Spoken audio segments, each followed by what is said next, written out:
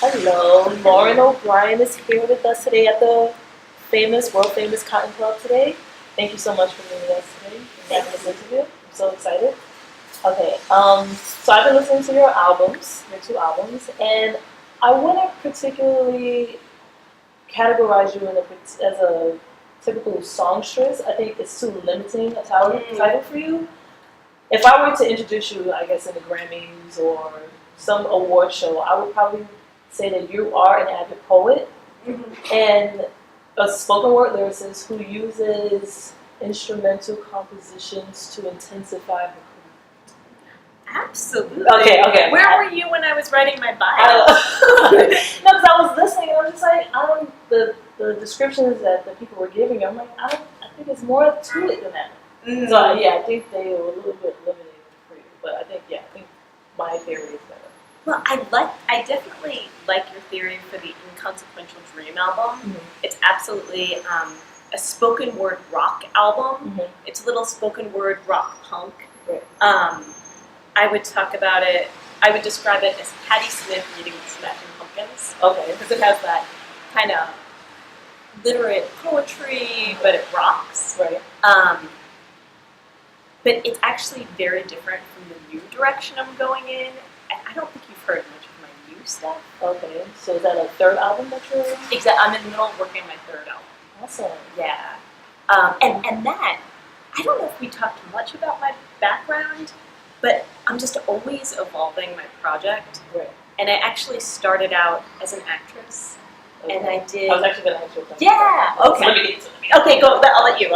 Okay, so my next question is, I read in your bio on your website that you began your career as an actress. Mm-hmm. So just tell me, when did it start, or why did you decide to become an actress before you became a singer or a writer?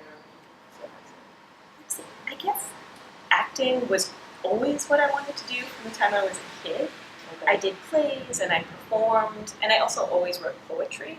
Okay, were you in school plays or Yeah. community plays? Yeah, Okay. I did that as a kid. And I also, I did tours, I did regional theater. I was in an avant-garde theater company called Terra Incognita, Okay. which was really wild and edgy. We created our own pieces, and there was movement, wild costumes. Okay. And Was it like improv, sort of? Yeah, we would create our own pieces with improvisation. Okay, awesome. Yeah. So did you enjoy that experience, or did you feel like it was too difficult? Is that why you... I loved it. I loved doing theater. I loved it so much, but I got to a certain point where I felt like I wanted to express myself. Right. And I wanted to express myself more fully, Right. and not just express a character that someone else created. Right. And I was doing the theater company, which I loved because I was very much a part of the creative process. Mm-hmm. But when I would audition for other pieces, it just didn't feel comfortable to me Right. because I was trying to fit myself into someone else's project, and I wanted to be the writer. Right. Did they want to change you often? Like, oh no, do a little bit of this. Not too much of yourself, but do a little bit of this. Well, I mean, you're acting, so you're always doing a character, Right. and it's really the writer's and director's vision. Right. So, You weren't really yeah, I just wanted to create my own character and create my own world. Right. So it's been very empowering doing the poetry album. So I did that. I mean, I don't know how. It's a bit of a long story because should I go into it? Yeah, it's deep. It's deep because I actually did. I tell you that I also practice Buddhism.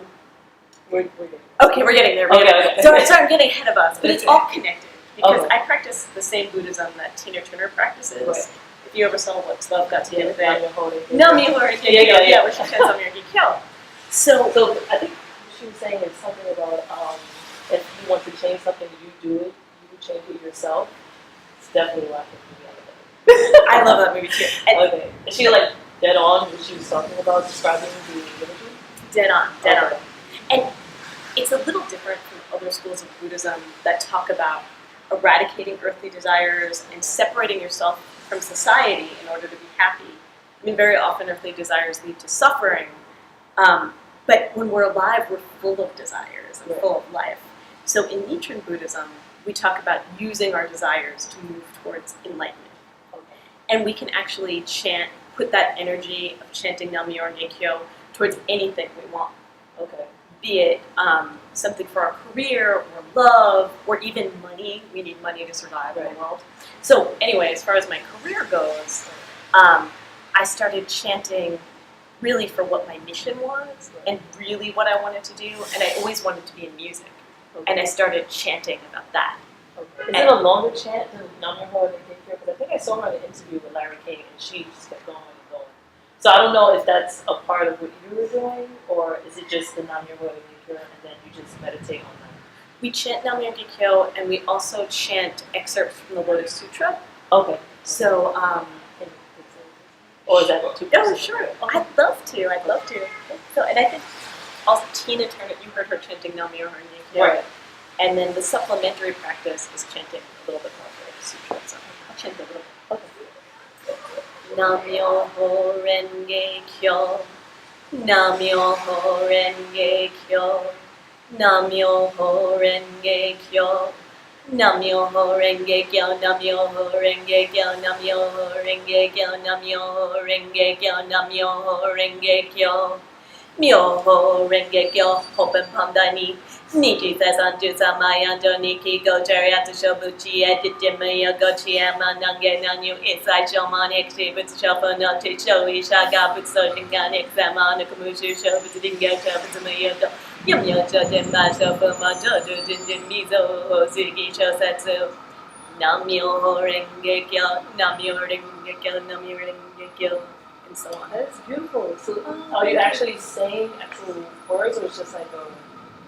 Can you describe something you're actually saying? Yeah, Nam-myoho Renge-kyo is literally the title of the Lotus Sutra, Okay. and Myoho Renge-kyo is ancient Chinese, Okay. and Nam is Sanskrit. Okay. And there was a monk named Nichiren who lived about 750 years ago in Japan, who determined to become the wisest man in all of Japan in order to lead people from suffering. And he discovered that through chanting the title of the Lotus Sutra, we could bring forth this state of enlightenment. So he taught people about, and the Lotus Sutra is all about bringing forth our greatest potential. And that chant, Devotion to the Mystic Law of Cause and Effect of Sound, is so empowering because, like Tina Turner was talking about, we create our lives, we create our reality through cause and effect. Right. So we're never the victim of our circumstances, we're always at cause. So when we chant that, we're really praising the highest parts of ourselves and the highest parts of other people, and we could put that energy towards anything we want. Ultimately, it's the happiness of all people and world peace. Yeah, it's really beautiful, and it's exciting because we don't have to deny anything we want. We could chant for, our artistic careers or love, our families, anything. So were you always a Buddhist? No, I was actually raised Catholic. Okay. But I guess when I was in college, I started exploring different kinds of spirituality and reading a lot, and I started reading about Buddhism and also lucid dreaming. Do you know what that is? It's when you become conscious during a dream. So I started reading about becoming conscious during your dreams, and I started just naturally lucid dreaming. Well, how does that? Well, I'd be dreaming and realize that I was having a dream. So you know what? That happens to me. Yeah, Well, I didn't know it was a name for it. Because Yeah. like if something, let's say something scary is about to happen, whatever, I can tell myself in my dream just to wake up. Or if I'm talking to someone, it's like I can control it in a way. Like I can't control the, how can I explain it? Like the events will happen, but it's like I'm talking to myself in my dream, like don't go that way, go this way, or wake up, Jessica, it's time to. I just know, like sometimes people can't wake themselves up from a dream. They tend to have nightmares. I have very few nightmares because I know, okay, I tend to have the same dreams often.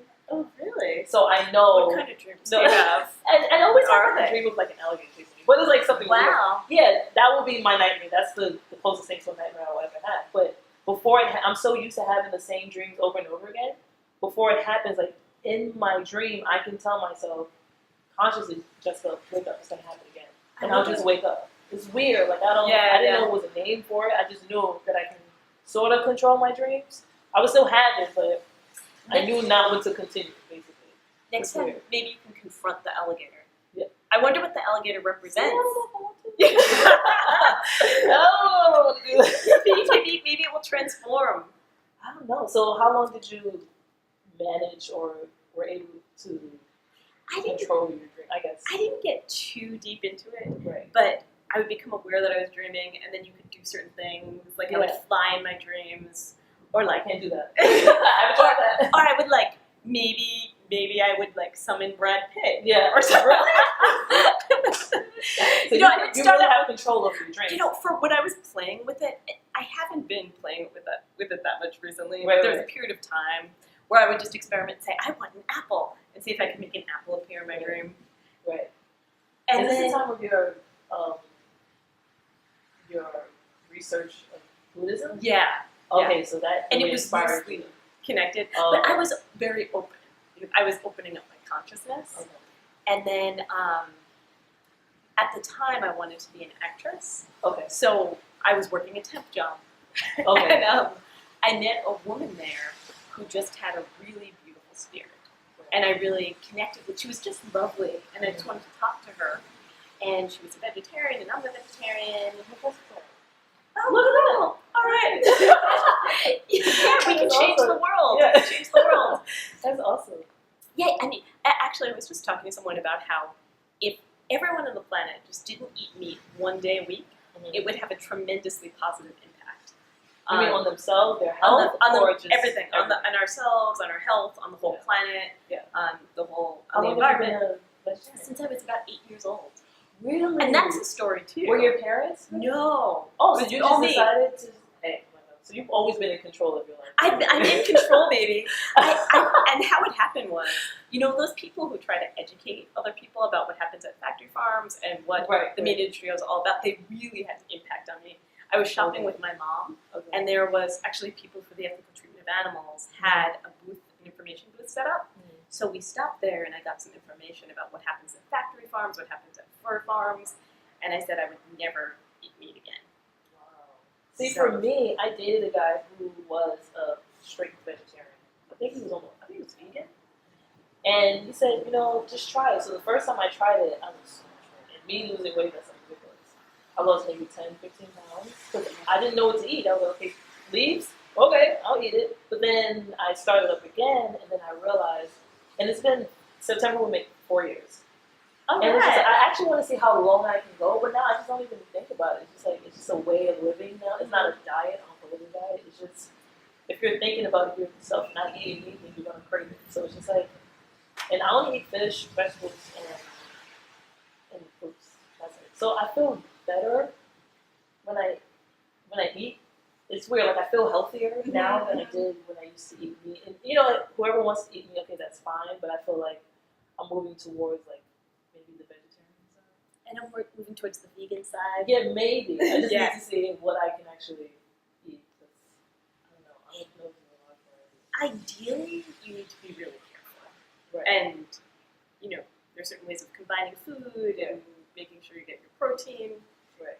I need someone to help me with that. Yeah. Really, I would like a cook. Any volunteers? So let me ask you a question. I would like a cook. Have you, like, you know, the whole, you know, animal rights Yeah. and everything. Are you the type of person that will see someone eating meat and say no? Or are you just let it be? Absolutely not. Absolutely Okay, not. okay.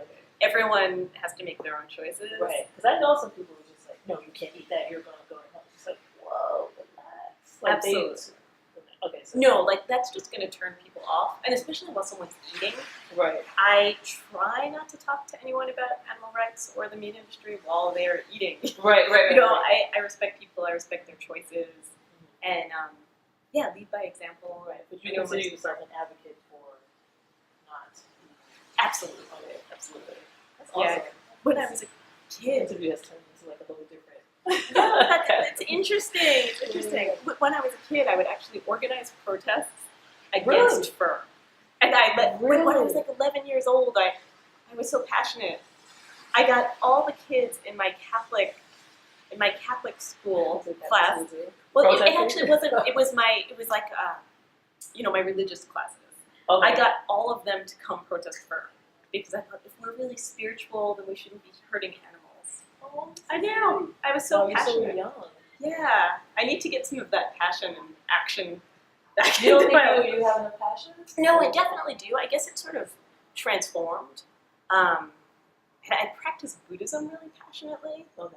and I really have that spirit of one person at a time, helping one person at a time. Right. And a big part of my spiritual and political practice is supporting other people and supporting individuals. So part of what I do with my Buddhist practice is visit one person at a time and find out what their problem is, what's making them unhappy, what their goal is, and I chant with them until they get it. Even if they're not Buddhist. It's usually people who are at least interested in it. Okay. I'll chant for anyone, of course, but usually, if I'm gonna go, I'll go visit anybody. Right. But usually it's people who are interested also.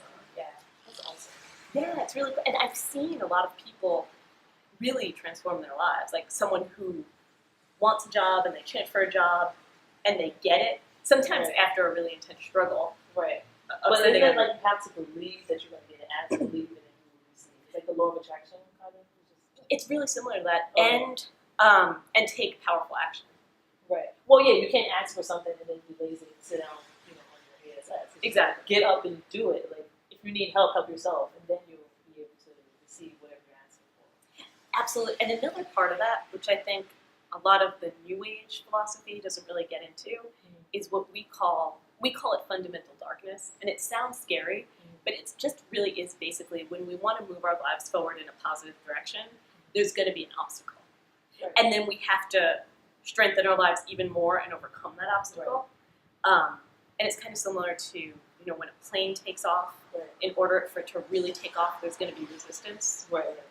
If you're walking, there's not going to be much resistance. If you drive more, but if you really get in that airplane or that spaceship, there's going to generate a lot of resistance. So that happens very often when people want to move their lives forward. Things will improve, magic will start to happen, and they will get obstacles and face their own negativity. So But that's like, if you really want it that bad, you can face your obstacles and overcome it. So maybe I should, talk to that crocodile, alligator in my dreams. and face see- that like, alligator. see what's wrong with them. Okay, so I know you have been performing in several festivals and events. Yeah. So can you tell the audience your experience about the Seaside Music Festival and the Joys of Hemp Festival? Ooh, yes, Tell yes, us I about your can. experience. I recently played the Joys of Hemp Festival, Okay. and it was an absolute blast, Yeah. of course. Where was that? I was in New Jersey, Okay. at a convention center in Jersey. So there were bands, a lot of them based in the tri-state area all day, and there were vendors selling different hemp-related products. Is this a single day event or were they going? Yeah, it was one day. Okay. It was one long, wonderful day. Okay. And there were different hemp-related products. And hemp is absolutely a magical product that could really help us save trees. We can make clothes out of it. It's such an environmentally friendly product. Okay. So the whole festival was really advocating buying these hemp-based products and really focused on that. And having music and musicians really celebrate. So you this actually, wonderful- did you just make an appearance or did you actually perform? Oh, I performed a set. I Oh, performed a awesome. set there, and it was a lot of fun. And I also got to play at the after party there, Oh, sweet. which was really a blast. Yeah. Amazing people there, and I got to rock star out a little bit That's at the after party at the Hemp Fest. Yeah. Yeah. That's awesome. It was kind of wild. I'm sure there's some incriminating photos Which- somewhere floating around the Facebook, internet. we'll check it. Exactly. How did you actually acquire the opportunity to travel around the United States and Canada? Like, who allowed you that opportunity? To tour, well, some of that touring I did with plays, and some of it I did with my Okay. project. And a lot of the performance opportunities I got through connections. Okay. I made friends with a musician who's based down in Canada, Mm-hmm. and she helped me book a lot of shows there. Usually one thing leads to another. I did a residency downtown at No Malice Palace, Right. playing there really consistently, and through that residency I met a lot of wonderful people who helped me play different festivals and So all you do is believe in your passion. Yes. To help you out. That's yeah, I'm very lucky. I feel like with this project I always attract exactly what I need at the right moment. Because you believe Yeah. Yeah. Yeah. Exactly. That's right. Okay, so you currently reside in New York. That's right. I believe that you love New York, because I love New York. I love New The York. spirit is phenomenal. It's a melting pot of like all cultures and attitudes. I mean, It even though is it can be a little amazing. negative, but it's just like if someone does something, it's just New York. You can't get any better than this. We've got edge. Yeah, And all the traveling that I've done, New people York are is people. very- People are people everywhere, and they're wonderful. But I miss that edge. Yeah, Like I'm not sure if I you could go live. down south, everyone just stops and hello, how are you?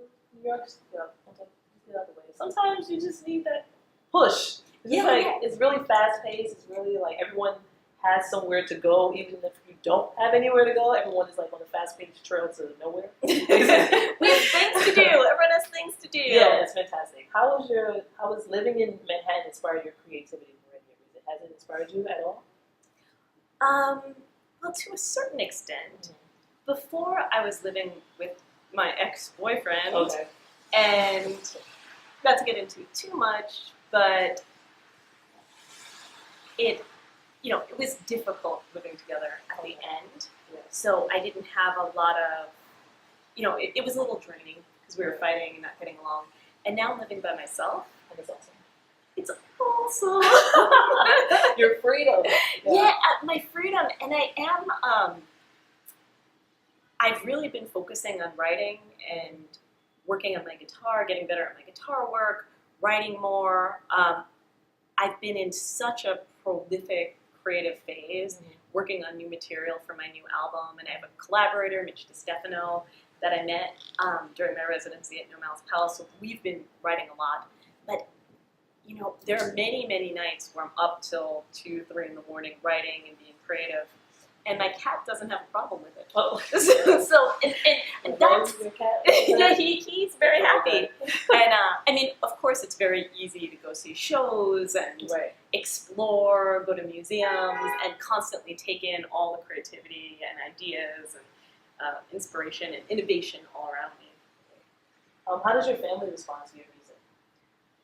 They're supportive. They weren't always. Okay, I was like, you're a little hesitant. What's happening here? They weren't always. My family's a little conservative. Okay. All right. Oh, but you were raised Catholic. Yeah. Okay. Got it. You got it. Got So, it. but- Listen, I went to Catholic school. Okay. yeah. So they don't. But I was always a little different. Saw things a little differently and thought a little differently. Right. And I think that I've helped them open up their minds. That's fantastic. Yeah. So they appreciate it. They do. Would have. It's so funny, actually. That I won a New Century Music Award. I'm getting it. Oh, you're getting there. I'm sorry. Yeah. But it's so funny because my dad actually came out Oh, that's to awesome.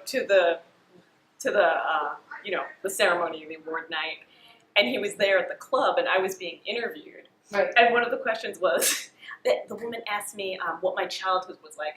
She said, to create songs like this, you must have had a really challenging childhood. And your And- father's very well. And I was like, no, I was like, it's a tough world. It's a tough world. There's a lot to have angst about. And I was like, but if you really want to know about my childhood, you could ask That's my my dad. dad. I actually did. And then as soon as I said that, I was like, oh no, what did I do? But my dad was so cool. So he was fine. He with was it. so cool. See, if I did it to my phone, my father is painfully shy. Oh. Like, it's ridiculous.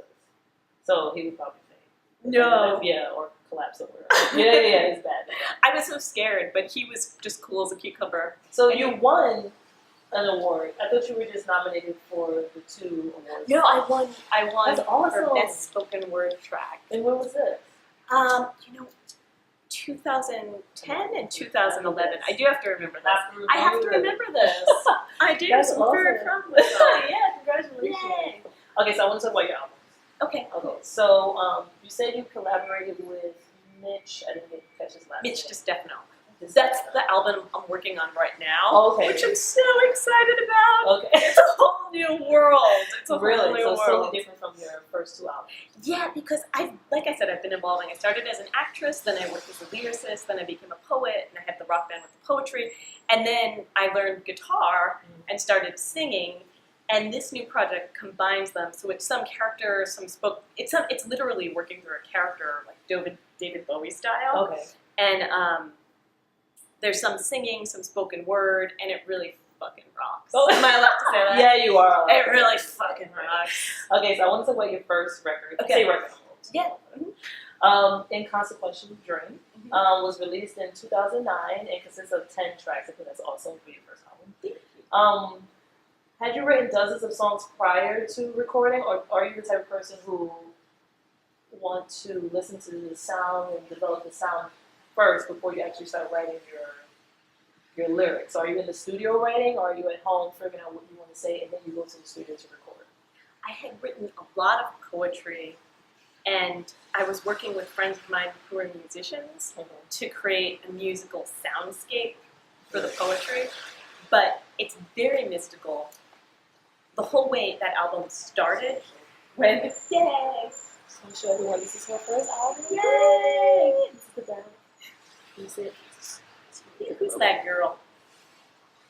So Beautiful, beautiful, beautiful. the day we started recording that album, we hadn't even planned it. I had a show planned in Manhattan with a guitar player, and it was like a week and a half before the show, and he called me and said, Lauren, I'm not going to be able to make it. Something came up. I got a really big money gig. I can't do it. And I was like, it's fine. It's cool. But I was really brokenhearted because I promoted this. I would need to do the show, and I needed someone to play with me. So what I did was I chanted Nam Myoho Renge Kyo for someone to replace him. And I chanted for a good long time with a friend of mine. Someone to replace him. And I actually called someone that I had been in a band called PAO, Patriots Act Out. It was a political band. And I called someone who had seen me in that, who was a guitar player, to replace me, to replace him. And so he said that he was available, he could do the show, and he had a house upstate, come rehearse with him. So I took the train upstate, and when I got there to meet him, he said, no, a friend of mine is a producer and he has time this afternoon, so let's go lay down some tracks. So I went there and we started working on that album. Awesome. Yeah. Okay, so I've been listening to your album, and my favorite song on the album is Words for John. All right. In the song, I believe the character, I don't know if it's you or someone else, they're in love, but maybe to the point of infatuation. Maybe I'm wrong, but that's how I interpret it. And with a man who's married, but you're trying to seek revenge of some sort. So can you tell me, was this inspired by anecdotal experiences, or did other people just tell you? Was it personal, or? That's how I am when I like somebody. Be warned. Be warned. Think twice before you ask me out. No. Listen to the song first. Thank you for asking me that question. That song is so much fun. And when I write, I don't exactly write autobiographical pieces. Okay. It's not like taking a piece from my diary. I find it much more interesting to create a new world and a new story. Usually I'll take a little seed from my life and then add something from a dream, add something from a movie I saw, add something from a play I like. So the bit of me in that song was, at the time, I was interested in a guy who was in a relationship. I changed the name to protect the innocent. Okay. Not gonna tell. Not gonna Okay. tell. I don't want to get him in trouble. Okay. So I just was into this guy who was in a relationship, and nothing happened between us while he was in a relationship. Maybe it happened after he left the relationship. Oh, okay. But, so nothing happened while he was with this girl. Right. But I was so emotional about it, Right. and I wanted to create something, like heighten it and create something Yeah, it was really- a little intense. really intense. But it's definitely my favorite song. And then also, I actually haven't told anyone about this, but it was also inspired by The Crucible. Did you read The Crucible? Oh my god, that is so great. Yeah. Of course. Yeah. So it was totally, it makes sense now, right? So That is Abigail's funny. obsessed with John Yeah. Proctor. So I sort of, Oh. and she's got this So magic going on. had you just read that book before you wrote it, or did it remind you of like your childhood? 'Cause I remember I read it in Catholic school, so I don't know if you read it in Catholic school as well. But. I did. I read it in school, and I read it again around that time. Okay. And I was like, I'm so using Abby to Yeah. express what needs to be expressed right now. So yeah, that's my little secret that I never told anybody Well, about. thank you. We're the first ones. You heard it. Yes. Okay, so your next album called Panic. Yay!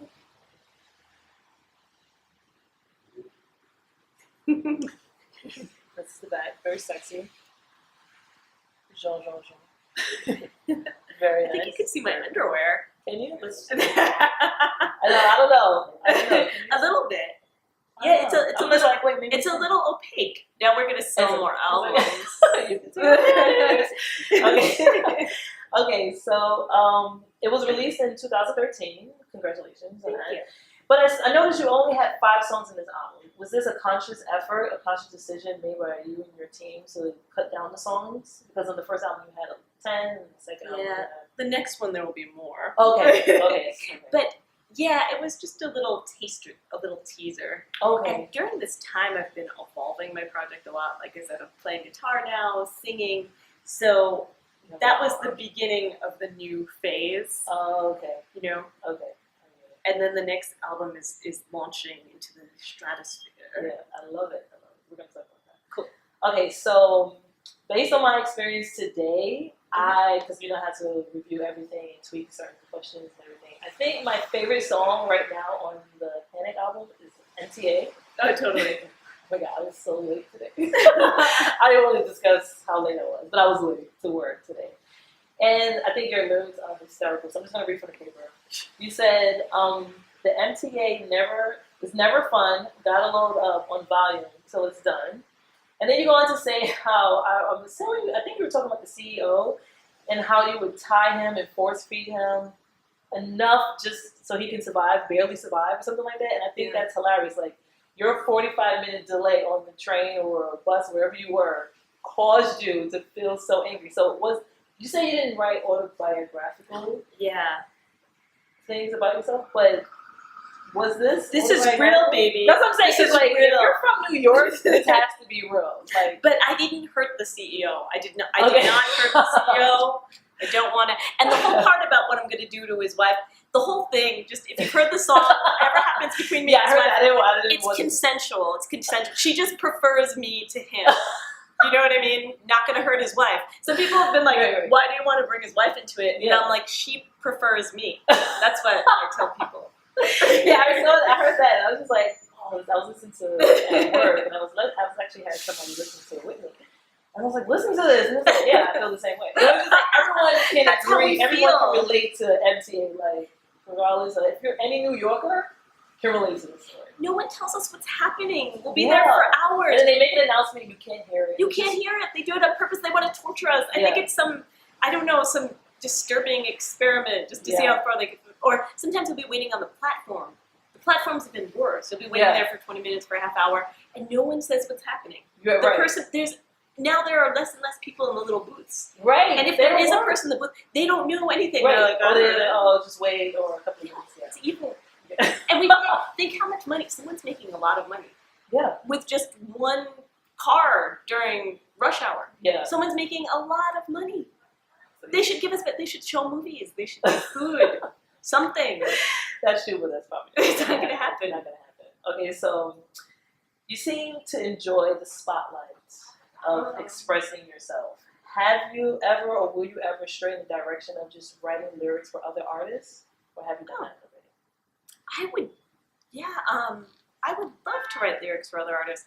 I have. It all started actually. I wrote lyrics for Janice Robinson when she was in a band called PAO. Okay. So she would sing the melodies and I would write them, and then I ended up joining the band and being in it with her.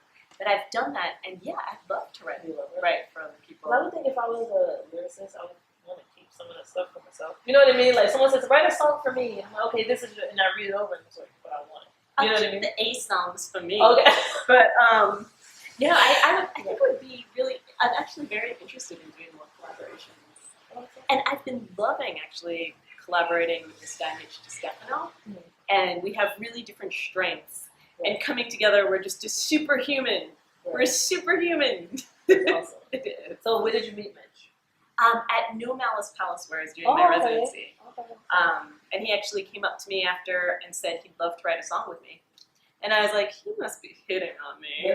I was like, I don't know. And then you meet him, so you do really want to write a song. Yeah. And then our first songwriting session was a little awkward. We were feeling each other out, and now we're just on fire. We started out writing one song, and now we've written a probably about 10 songs and counting, and we're really on fire. So your third album is basically what you're focusing on now. Yeah. As your next project. Mhm. That's awesome. That's awesome. Okay. I'm just gonna play a little bit of a new song called Bloodspurn.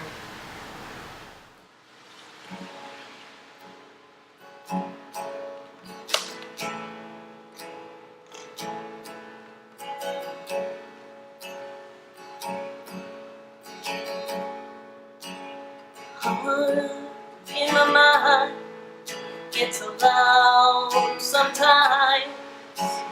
Maybe I'm a crazy zombie suicide.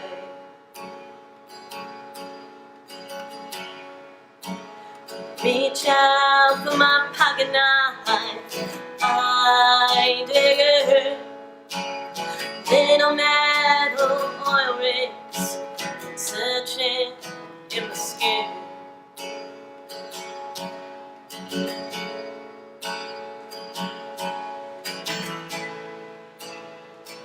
Oh, I'm solving. Oh, take me to Bloodspurn, bring me to peace.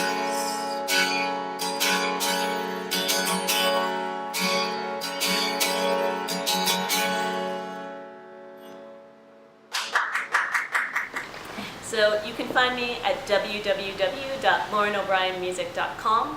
I'm Lauren O'Brien 1 on Twitter, Lauren O'Brien Music Poet on Facebook. I hope to see you online.